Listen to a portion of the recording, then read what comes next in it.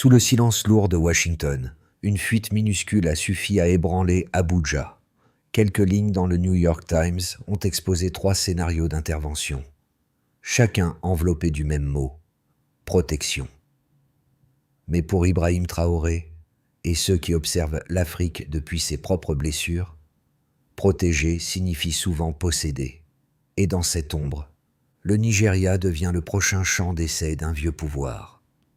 Dans cette partie de l'histoire qui commence à peine, la promesse faite au public est simple et exigeante à la fois. Le spectateur ne recevra ni slogan, ni réponse facile, mais une carte lisible de ce que signifie, concrètement, une protection venue du ciel pour un pays comme le Nigeria. Déjà marqué par des décennies de présence étrangère, il découvrira comment 3 options militaires, présentées comme techniques dans un mémo américain, se traduisent en files d'attente plus longues aux stations-service, en marchés qui se vident, en budgets publics qui se tendent et en gouvernements qui marchent sur la corde raide. La vidéo mettra en regard les mots d'Africom, les prudences d'Abuja et les voies des rues de Lagos, de Kano ou de Maiduguri, afin que chacun mesure par lui-même l'écart entre promesses de stabilité et coûts réels payés par les civils ordinaires. Elle ne dira pas au public quoi penser. Une question reviendra simplement, obsédante. Quand la paix est livrée par drone, à qui appartient encore la sécurité? En quelques lignes et en 3 options numérotées, la fuite dit déjà qui est réellement protégé. La continuité de la puissance américaine, pas les marchés de Lagos. Dans le nord du Nigeria, derrière ces 3 scénarios lourds, moyens ou légers, il y a des villes entières où la paix n'a jamais été qu'un intervalle entre 2 sirènes. Pendant des années, cette bande de terre qui s'efface vers le Sahel a été décrite sous un seul nom, Boko Haram, alors même que bandits, factions dissidentes et seigneurs de guerre se partagent des quartiers entiers sans uniforme ni carte. Les marchés rouvraient après chaque attaque, les familles reconstruisaient les murs plus vite que les tombes. Vu d'un satellite, c'était une zone rouge de plus. Au sol, c'était une population coincée entre espoir et tirs croisés. C'est dans ce vide que l'Africom, créé il y a près de 2 décennies, pour renforcer la sécurité africaine, a déployé son arc de Djibouti jusqu'au golfe de Guinée. Après la perte de la base au Niger en 2023, le Nigeria est devenu la pièce manquante, trop grand pour s'effondrer, trop stratégique pour être laissé hors de portée. Les mêmes documents qui promettent de sauver des civils décrivent aussi un géant pétrolier couvert de couloirs de drones, de ports surveillés et d'accords énergétiques étalés sur 10 ans. Pour les stratèges, c'est une carte d'influence. Pour les habitants de Kano ou de Maiduguri, ce sont des cieux où l'on ne sait jamais si le point brillant est un avion de ligne ou un appareil armé. Ibrahim Traoré, qui a déjà affirmé devant les Nations Unies que, sans dignité africaine, il n'y a pas d'équilibre mondial, plane comme une ombre dans ce décor. Son obsession pour la souveraineté résonne ici. Chaque fois qu'un pays comme le Nigeria devient trop important pour être ignoré, il devient aussi trop tentant à encadrer au nom de la stabilité. Derrière le langage technique des options lourdes, moyennes ou légères, se lit une phrase que le nord du pays connaît déjà. La protection venue de l'extérieur arrive tard, reste longtemps et repart en laissant la facture. Dans les rues d'Abuja, les premiers guides de cette histoire ne sont ni généraux, ni diplomates, mais des corps serrés les uns contre les autres devant l'Assemblée nationale. Des hommes en uniforme délavé se tiennent à côté de vendeuses de marché, d'étudiants et de prédicateurs de rue, brandissant des pancartes peintes à la main. « No foreign boots, no new masters ». Pour eux, le mémo de Washington n'est pas une note stratégique.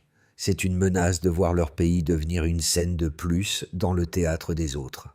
À Lagos, une étudiante en sciences politiques explique calmement devant une caméra que la stabilité ne ressemble pas à des porte-avions au large de leurs côtes, mais à des décisions prises sans supervision étrangère. L'écho des discours d'Ibrahim Traoré sur la dignité africaine trouve là un prolongement silencieux dans ces voix qui refusent d'être réduites à un dossier de sécurité. Plus au sud, à Port Harcourt, Joseph, ingénieur maritime, regarde les tankers bouger avec la marée et se souvient de 2011, lorsque la Libye a flambé et que les contrats d'eau pétroliers se sont évaporés. Il sait que chaque promesse de protection peut signifier moins d'emplois et plus d'incertitudes. Au nord, une mère comme Halima garde dans sa poche les photos de 2 fils tués par une frappe de drone mal ciblée, preuve intime que la guerre à distance ne reste jamais abstraite. À Abuja, un officier à la retraite tourne son thé et se rappelle les programmes de partenariat au Mali, où les conseillers étrangers donnaient les ordres et où son armée assumait les conséquences. Ensemble, ces trajectoires dessinent une ligne claire. Voilà le vrai prix d'une paix livrée de l'extérieur. Tout commence par un document qui ne devait pas sortir du couloir d'Africom. La nuit, à Washington, des responsables débattent d'un Nigeria, trop grand pour s'effondrer, trop crucial pour être ignoré, pendant qu'un mémo aligne 3 options. Intervention lourde, moyenne, légère. Au même moment, dans le nord du pays, un convoi humanitaire tombe dans une embuscade. Plus de 20 civils meurent, et la tragédie rejoint donc en quelques heures le rapport d'Africom comme justification pour une action limitée. Le dimanche suivant, le New York Times condense tout cela en un paragraphe. Les États-Unis envisagent des options militaires pour le nord du Nigeria. À partir de là, la machine s'enclenche. L'option lourde promet un groupe aéronaval dans le golfe de Guinée en 10 jours. Des bombardiers B-2 frappant Bornou et Yobe depuis des bases lointaines, avec des cibles choisies uniquement par le renseignement américain. L'option moyenne déploie Predator et Reaper qui tournent au-dessus des villages. Cartographie. Désigne. Frappe à distance dans une guerre silencieuse et niable. L'option légère installe des conseillers au cœur des unités nigérianes, reproduisant un modèle déjà testé au Mali, où le partenariat a fini en coup d'État et en armée fracturée. À Abuja, le gouvernement parle de coopération technique, mais refuse toute botte étrangère sur le sol national, tout en envoyant des émissaires discrets vers les attachés militaires occidentaux. Entre ces 2 niveaux, la souveraineté devient un mot fragile, étiré entre nécessité sécuritaire et peur de revivre un scénario connu. Quand les premières images d'un porte-avions américain, identifié comme l'USS Dwight D. Eisenhower, apparaissent granuleuses sur les réseaux, la tension bascule en rue. À Abuja et Lagos, les foules scandent « No foreign boots, no new master », tandis que les animateurs de radio lisent à haute voix des extraits de la fuite. Les prix du carburant montent, les marchés se vident plus tôt, les chauffeurs de taxi plaisantent qu'ils paieront bientôt des péages pour drones. Mais derrière l'humour perce la peur d'une guerre décidée ailleurs. À New York, au Conseil de sécurité, les mots « protection des civils » et « stabilité régionale » se heurtent au rappel de la Libye et de la Somalie. En arrière-plan, les phrases d'Ibrahim Traoré sur la dignité africaine résonnent comme un contrepoint. Chaque nouveau théâtre d'opération rappelle le prix d'une paix sans souveraineté. Le lendemain, les drones commencent leur cercle au-dessus du CIL, moteur muet, capteur allumé, en attente d'un simple « go ».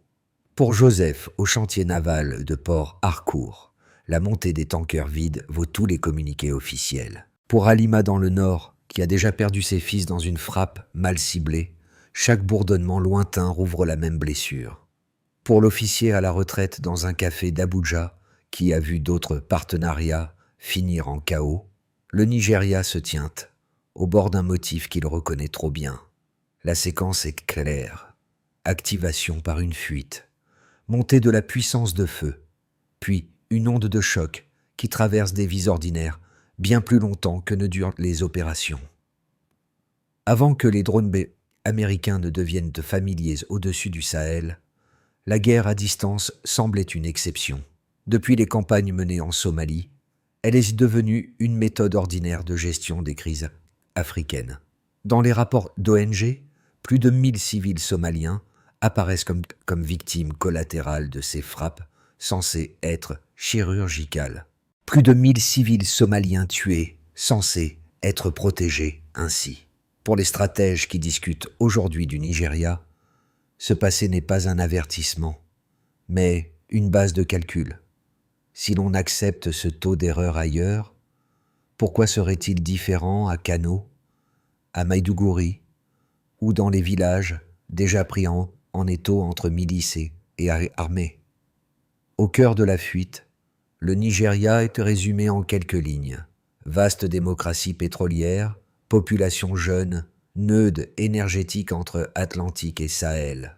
200 millions de Nigérians vivent avec ces décisions lointaines. Chaque option, lourde, moyenne ou légère, est évaluée en nombre de sorties aériennes, de jours nécessaires au déploiement, de risques pour les personnels américains, presque jamais en termes de familles déplacées ou de marchés désertés. Les graphiques de Washington montrent des flèches qui convergent vers le nord du pays, mais ne disent rien des écoles qui fermeraient lorsque les routes deviendront couloirs militaires. Dans ce décalage entre chiffres stratégiques et vie ordinaire, se loge la question de la souveraineté que des voix comme celle d'Ibrahim Traoré posent avec insistance. Un autre tableau, moins commenté, accompagne les plans militaires, celui d'une initiative énergétique américaine visant à augmenter l'extraction dans le golfe de Guinée au cours de la prochaine décennie. 40% d'extraction supplémentaire, mais zéro débat démocratique réel. Le chevauchement entre dossiers de sécurité et projections pétrolières n'a rien de théorique pour Joseph à Port-Harcourt, qui voit déjà les tankers se charger de tensions plus que de barils. Plus les chiffres d'exportation deviennent ambitieux, plus la tentation est grande d'accepter des assurances de stabilité, qui installent des navires, des drones et des conseillers au cœur des décisions nationales. Ainsi, la protection affichée pour le Nord se traduit en réalité par une redéfinition silencieuse des priorités économiques de tout le pays. Ce qui relie Somalie, Libye et aujourd'hui Nigeria, ce n'est pas seulement la répétition des mots « protéger les civils », mais l'alignement régulier de colonnes, nombre de frappes, volume de ressources, seuil de pertes civiles jugé acceptable. Ibrahim Traoré l'a formulé autrement en parlant de dignité africaine. Tant que ces colonnes restent remplies ailleurs, sur d'autres continents, la souveraineté n'est qu'un paramètre dans une feuille de calcul. Pour les habitants de Lagos ou de Kaduna, ces chiffres ne sont pas des abstractions.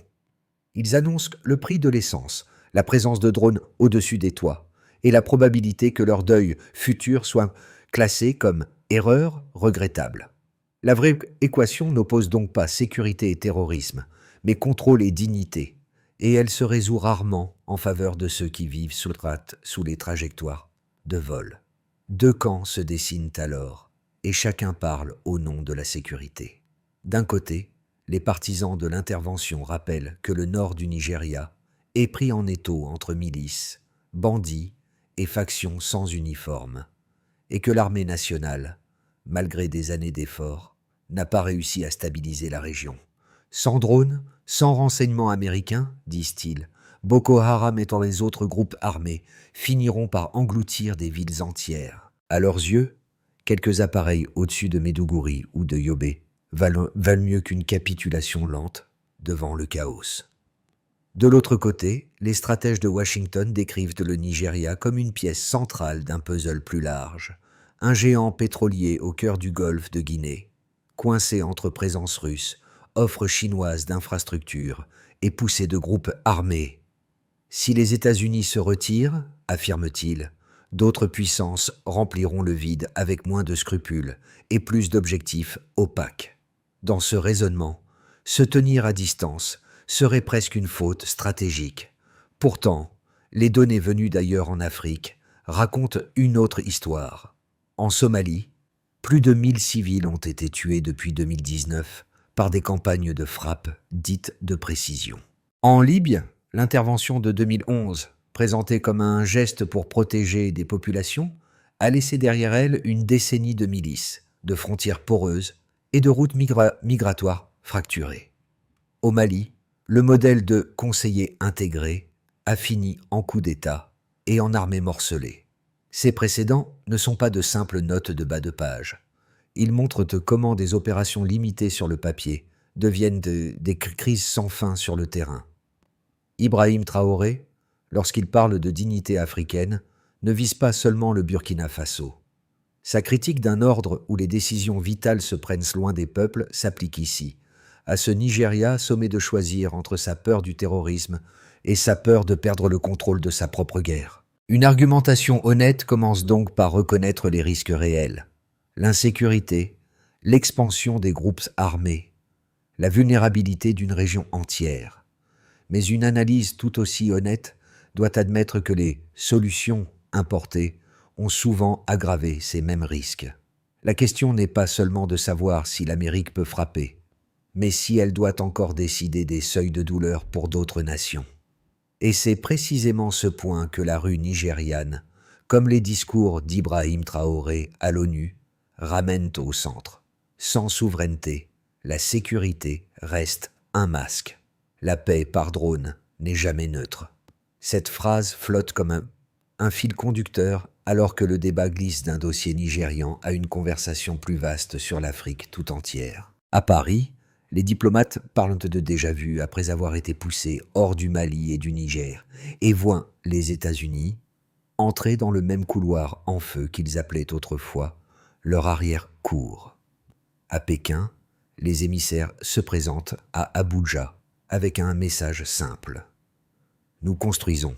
Ils bombardent. Routes, ports, contrats, là où d'autres proposent porte-avions et frappes ciblées. Le Nigeria écoute, mesure et comprend que chaque alliance vient avec une définition implicite de ce que valent sa souveraineté et ses frontières. Sur les plateaux de télévision, des experts africains rappellent que chaque fois que le continent tente de se lever, quelqu'un à l'extérieur rebaptise ce mouvement « instabilité ». Une voix universitaire sur Al Jazeera résume avec amertume. Peut-être que le problème ne vient pas de la fragilité africaine, mais de la peur que suscite une Afrique forte. À l'ONU, le délégué chinois affirme que la paix ne peut pas être livrée par drone, et le représentant russe évoque le précédent libyen. La salle ne se tait pas par désaccord, mais parce que tout le monde sait que ces mots se sont déjà confirmés par les faits. Au milieu de ce concert, la phrase d'Ibrahim Traoré sur « l'équilibre mondial impossible sans dignité africaine » prend une résonance nouvelle. Ce n'est plus une formule de tribune, c'est une mise en garde adressée à tous ceux qui voient encore le Sahel comme un tableau de commande. Dans ce moment charnière, le Nigeria cesse d'être seulement un cas de sécurité, pour devenir un test de maturité collective. La manière dont cette crise sera gérée dira si le continent reste un théâtre, ou s'il devient un acteur qui définit lui-même les conditions de l'aide, des partenariats et, surtout, des interventions. Le point d'équilibre de cette histoire n'est donc pas le mouvement d'un porte-avions, mais le basculement d'un langage, de que protéger un allié à qu'en reconnaître un égal. Et à partir d'ici, chaque décision, qu'elle soit prise à Abuja ou à Washington, sera lue à travers cette grille. Pour saisir les conséquences réelles, il faut maintenant regarder 4 cercles qui se chevauchent. D'abord, l'État nigérian lui-même.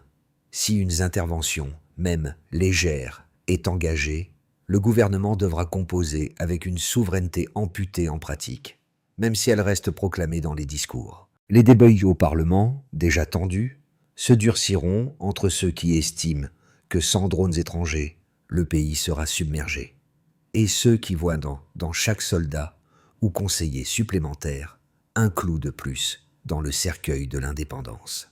À court terme, quelques succès tactiques pourront être brandis. À moyen terme, le risque est de voir l'autorité politique nationale perçue comme adossée à des décisions venues d'ailleurs. Ensuite viennent les acteurs économiques et énergétiques, au Nigeria comme à l'ouest. Les plans d'augmentation de l'extraction dans le golfe de Guinée, alignés sur les scénarios sécuritaires, pourrait se traduire par une intensification des projets autour de Port Harcourt et d'autres hubs pétroliers. Pour des groupes occidentaux, la stabilité apportée par les navires assez au large est une garantie de contrat à long terme. Pour des ingénieurs comme Joseph, c'est le signe qu'une fois de plus, les marchés définiront la cadence de la paix. Les investisseurs, déjà prudents après la Libye, suivront chaque communiqué, réajusteront leur portefeuille, mais ne paieront ni la hausse des prix locaux, ni la fermeture temporaire de ports sous tension. Le troisième cercle est celui des Nigérians ordinaires. Dans le nord, la population sait déjà ce que signifie vivre entre les balles de Boko Haram et les opérations de l'armée. L'arrivée de drones américains ajouterait un troisième acteur dans le ciel, avec sa propre logique de ciblage et ses propres erreurs possibles. Les mers comme Halima, qui gardent dans leur poche les preuves silencieuses de frappes mal identifiées, n'ont pas besoin de discours sur la précision technologique pour comprendre ce que cela implique. Dans les grandes villes, l'augmentation des prix du carburant, les coupures d'électricité et les rumeurs de bases étrangères pèseront davantage que les promesses abstraites de stabilité. Enfin, il faut considérer la région et le sud global. De Bamako à Ouagadougou, les dirigeants observent cette séquence avec un mélange de méfiance et de déjà-vu. Les évictions successives de forces françaises au Sahel, l'émergence d'autres partenariats sécuritaires et les discours de figures comme Ibrahim Traoré ont déjà déplacé le centre de gravité. Une intervention américaine au Nigeria, même limitée, pourrait raviver les débats sur le modèle burkinabé, sur l'autodétermination économique et militaire, et encourager d'autres pays à refuser des arrangements perçus comme asymétriques. Dans ce miroir, les expressions « effet Burkina » ou « modèle burkinabé » cessent d'être des formules de rapport pour devenir des options politiques concrètes. Pour ces quatre groupes, le coût ne se comptera pas seulement en statistiques de sécurité. Il se mesurera en confiance perdue, en marge de manœuvre réduite, en récits collectifs qui diront, pendant des années, qui a protégé qui et à quel prix. Et c'est là que les Ibrahim Traoré Burkina Faso, Ibrahim Traoré Interview ou autres Burkina Faso News sortent des moteurs de recherche pour devenir des références vivantes, des exemples que les sociétés africaines utilisent pour juger les choix faits à Abuja, à Washington ou ailleurs. Sur 6 à 12 mois, plusieurs chemins peuvent se dessiner sans que personne ne puisse en garantir l'issue. Dans un scénario de base, les États-Unis optent pour une version atténuée de l'option moyenne. Davantage de drones, un partage de renseignements resserré, quelques frappes ciblées, des conseillers intégrés mais peu visibles. La violence dans certaines zones diminue sur le papier, des chefs de milice sont éliminés. Et Abuja présente ses résultats comme des preuves de coopération réussie. En parallèle, les protestations se calment en surface, sans disparaître vraiment. Et la méfiance s'installe entre une partie de la population et un État perçu comme trop lié à ses partenaires étrangers. Dans une trajectoire plus optimiste, le Nigeria utilise la pression internationale comme levier pour redéfinir les règles du jeu. Si les autorités exigent des lignes rouges claires, pas de troupes au sol, transparence accrue sur les cibles, mécanisme d'indemnisation des victimes civiles, contrôle parlementaire sur tout accord sécuritaire, alors l'appui extérieur peut servir de pont temporaire plutôt que de béquille permanente. Des coalitions régionales, incluant des voix comme celle d'Ibrahim Traoré, poussent Matteux vers une sécurité pilotée par l'Afrique, où les partenariats se font à la demande, sur des durées limitées et avec un objectif déclaré de sortie. Dans ce cadre, la collaboration ne se confond pas automatiquement avec la tutelle. Le scénario le plus sombre repose sur une combinaison connue. Escalade graduelle, glissement de mission, fatigue de l'opinion. Si les frappes se multiplient, que les erreurs s'accumulent et que les manifestations sont traitées comme des menaces plutôt que comme des avertissements, la fracture entre État et société peut s'élargir dangereusement. Des groupes armés exploiteraient alors le ressentiment anti-occidental pour recruter en se présentant comme défenseur de la souveraineté contre les occupants à distance. Dans les capitales étrangères, on parlerait d'un nouveau foyer d'instabilité, alors que sur place, beaucoup auraient l'impression de revivre, sous un autre drapeau, des scénarios déjà écrits en Somalie ou en Libye. Dans chacun de ces chemins, une constante demeure. Plus un pays délègue la définition de sa sécurité, plus il aura du mal à redéfinir, plus tard, les conditions de son autonomie. La véritable décision, pour le Nigeria comme pour ses partenaires, ne consiste donc pas seulement à choisir une option lourde, moyenne ou légère. Elle consiste à déterminer si la prochaine décennie africaine sera encore écrite à partir de mémos qui voyagent de Washington vers Lagos, ou si, comme le revendique Ibrahim Traoré, la dignité du continent commencera enfin par ses propres feuilles de route. Pour ceux qui regardent cette histoire depuis loin, elle peut sembler abstraite, presque théorique. Aux États-Unis, les débats télévisés sur le Nigeria opposent déjà sécurité nationale et fatigue des guerres lointaines. Des anciens combattants publient des lettres ouvertes pour demander au Congrès de ne pas envoyer une nouvelle génération dans des conflits invisibles, tandis que des éditoriaux mettent en garde contre le risque de laisser un vide que d'autres puissances combleraient. En Europe, les journaux comparent ce moment à d'autres croisements du Sahel, où des décisions prises à Paris ou à Bruxelles ont fini par être rejetées dans les rues de Bakoué, de Bamako ou de Niamey. Pour les spectateurs africains, l'histoire sonne différemment. À Kaduna, un enseignant retraité confie à la radio qu'il a survécu à des dictatures, à des sécheresses, à des ajustements djégou, mais qu'il ne sait pas si son pays survivra à l'idée d'avoir besoin d'être sauvé pour toujours. Dans les capitales du continent, de Bamako à Ouagadougou, de nouveaux discours martèlent le mot autodétermination, pas comme un slogan, mais comme une condition de survie politique. Les références à des figures comme Ibrahim Traoré ne relèvent plus de la seule sympathie. Elles servent de point d'appui pour penser une Afrique qui refuse que la sécurité soit la nouvelle forme de dépendance. Et puis il y a ceux qui regardent depuis des villes qui ne verront jamais passer un drone. Dans le Midwest américain, des familles de vétérans reconnaissent les mêmes mots, les mêmes promesses qu'avant l'Irak ou l'Afghanistan, et se demandent combien de fois une démocratie peut répéter le même scénario sans en payer le prix moral. À travers le monde, des citoyens qui n'ont aucun lien direct avec le Nigeria trouvent pourtant dans cette histoire un miroir. Jusqu'où un État peut-il aller au nom de la protection sans écouter ceux qu'il prétend protéger?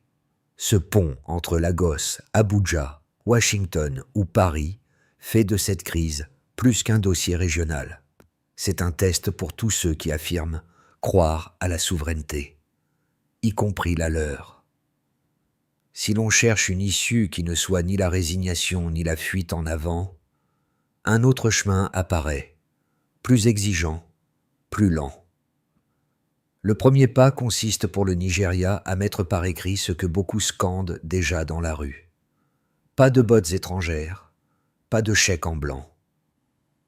Toute coopération sécuritaire devrait être assortie de mandats précis, de durée limitée, de mécanismes de reddition de comptes et d'un droit clair de suspension en cas de dérive.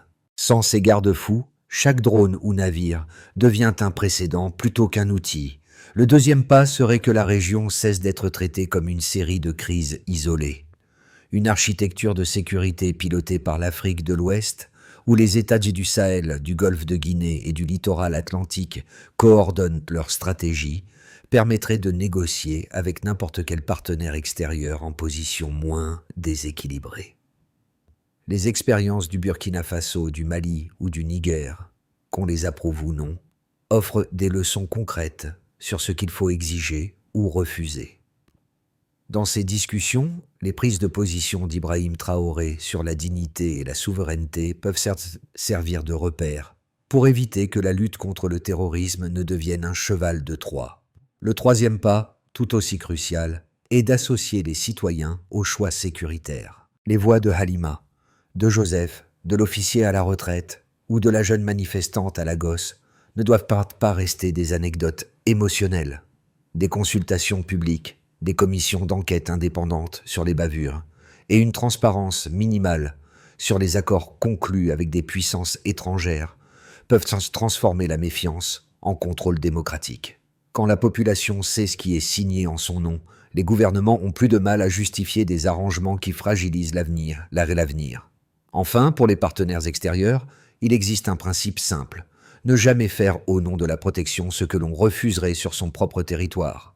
Si la souveraineté est réelle, elle ne devrait pas s'éclipser dès que les cartes montrent du pétrole, des routes stratégiques ou des corridors d'instabilité. Ce que demandent le Nigeria et ses voisins n'est pas l'abandon, mais un respect qui commence là où s'arrêtent les réflexes impériaux.